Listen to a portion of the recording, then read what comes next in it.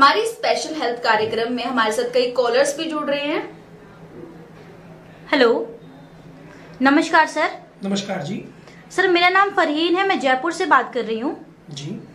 Sir मेरा आपसे question था कि हाल ही में मेरी दादी जी को एक कार्डियक अरेस्ट आया जिसमें डॉक्टर ने उन्हें स्टंट डलवाने के लिए कहा है। तो मैं जानना चाहूंगी कि इसमें आपकी राय क्या है, क्या स्टंट हमारी दादी जी के लिए बिल्कुल ठीक है या नहीं? आपने जो प्रश्न पूछा है, लगभग भारत में जिसको भी हार्ट की दिक्कत आती है, आज का जो हमारा मेडिकल सिस्टम है उसमें पेशेंट डॉक्टर के पास जाता है, ईसीजी करवाता है, फिर एंजियोग्राफी कराता है और हार्ट की ब्लॉकेज बनती है। ब्लॉकेज सुनने के बाद डॉक्टर का जो धर्म है वो यही है कि जी स्टेंट डलवा लो। लेकिन क्या स्टेंट डलवाने से पर्पस सर्व हो रहा है?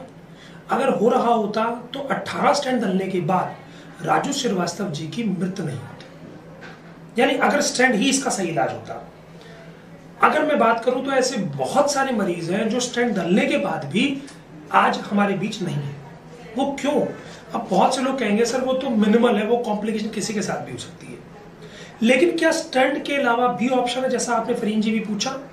तो मैं जो रिसर्च अभी आपके सामने में रखी है ना, ये जयपुर ने जो करी है, उसने ऐसे पेशेंट जिनको कार्डियक के अंदर 2 वेसल, ट्रिपल वेसल डिजीज, यानी जिनको स्टेंट या बाईपास की जरूरत थी, ऐसे 40 मरीजों के ऊपर 1 महीने का एक रिसर्च की गई। ये रिसर्च के अंदर उन्होंने लेखन बस्ती और प्रभाकर वटी का वर्णन किया। यानी 40 मरीजों को 1 महीने तक लेखन बस्ती दी गई और प्रभाकर वटी दी गई। इसके कंपैरिजन में जो और पेशेंट थे जिनको एलोपैथिक ड्रग से ट्रीटमेंट चल रहा था, उनमें उन पेशेंट के अंदर स्टेंट भी डाला, कुछ को मेडिसिन पे डाला गया।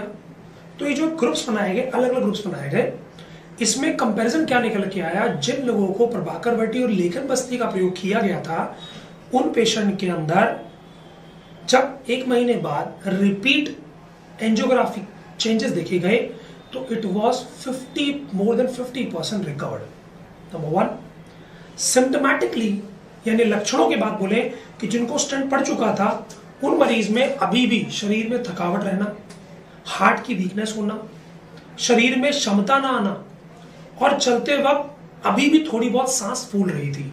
उसके मुकाबले जिन मरीज की लेखन बस्ती की गई उनमें इस प्रकार का कोई कष्ट नहीं देखा गया। ना तो सांस फूल रही थी, एनर्जी बढ़िया हो गई, बॉडी लाइट हो गई, एक वेलकमिंग हार्ट हो गया उनका। जो लोग मेडिसिन पे थे, यानी जिन्होंने एलोपैथिक मेडिसिन ली हुई थी, उनसे अगर कंपेयर किया जाए तो उनकी कंडीशन इन दोनों स्टेज से और बेकार थी। यानी वो मेडिसिन भी ले रहे हैं बट स्टिल ना तो सीढ़ी चढ़ पा रहे हैं, ना वो वॉक कर पा रहे हैं, शरीर थका थका रहता है, हमेशा बॉडी में एक घबराहट सी बनी रहती है कि क्या होगा। तो मैं आपको ये बताना चाहूंगा, देखिए चॉइस आपको करनी है, निर्णय आपको लेना है कि क्या 5000 साल पहले या जब ये स्टेंट दुनिया में पैदा नहीं हुए थे तो हर कार्डियक पेशेंट क्या इसी प्रकार दुखी रहता था या स्वस्थ होता था? अगर स्वस्थ होता था तो उसको रिसर्च करके प्रूवन किया गया। इसके ऊपर मैं एक लिव एग्जांपल आपसे जरूर शेयर करना चाहूंगा। अभी कुछ दिन पहले की बात है, मेरे ही छोटे भाई साहब को चेस्ट में पेन हुआ, मैक्स हॉस्पिटल पहुंचे, वहां पर ईसीजी में 2nd, 3rd एंड एवीएफ में चेंजेस थे। उनको भी एंजियोग्राफी एडवाइस हुई। मैंने उनसे कहा कि हम एंजियोग्राफी नहीं कराएंगे, उसका ऑप्शन आपके पास कल भी है और परसों भी और तरसों भी है, उसके लिए आप इतना जल्दी विचलित और चिंतित ना हो। एलोपैथी डॉक्टर ने कहा हाँ बिल्कुल, आप दवाई लेके भी वेट कर सकते हैं, ऐसी कोई हार्ड एंड फास्ट इमरजेंसी नहीं है। तो हम उनको लेके आए। इमरजेंसी एक्चुअली आपकी समझ की है कि आपको डॉक्टर ने क्या समझाया। कई बार डॉक्टर्स आपको बहुत स्ट्रेस में डाल देते हैं, कई बार हम लोग जब उनसे विनती करते हैं, रिक्वेस्ट करते हैं, तो कहते नहीं आप दवाई लीजिए, आप कल भी करवा सकते हो और परसों भी एंजियोग्राफी करवा सकते हैं। तो लेके आए, हमने एक वमन चिकित्सा करी। आचार्य सुश्रुत ने हृदय रोग के अंदर वमन की चिकित्सा का वर्णन है। दशमूल क्वाथ को सेंधवा नमक और स्नेहयुक्त, मैं फिर बोल रहा हूँ स्नेहयुक्त, जबकि एलोपैथी डॉक्टर क्या कहते हैं? स्नेहबंद। जो लोग स्टेंट डलवाते हैं और बाईपास करवाते हैं उनका जिंदगी भर के लिए चिकनाई बंद हो जाती है। उसका भविष्य में नुकसान क्या होता है? उनके घुटने, कमर, रीढ़ की हड्डी और बोन्स, उनमें पेन शुरू हो जाते हैं। तो हमने स्नेहयुक्त लवण के साथ उनका वमन कराया। वमन कराने के बाद उनका घबराहट, पेन ठीक हो गया।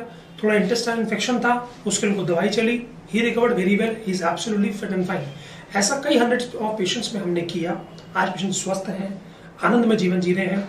लीच थेरेपी का भी रिसर्च में कहा गया और हमने उसका प्रयोग भी किया कि leech therapy also act very wonders in case of any type of cardiac element. तो फरीन जी, ये आपके ऊपर है कि आप अपने परिवार की किस प्रकार चिकित्सा का निर्णय लेते हैं। आपका बहुत बहुत धन्यवाद सर कि आपके इस एक्सप्लेनेशन से हमें सही रास्ता चुनने में बहुत हेल्प मिलेगी। धन्यवाद जी। आप भी हमारे स्पेशल कार्यक्रम में जुड़ सकते हैं और नीचे स्क्रीन पर दिए गए नंबर पर कोई भी स्वास्थ्य से संबंधित जानकारी प्राप्त कर सकते हैं।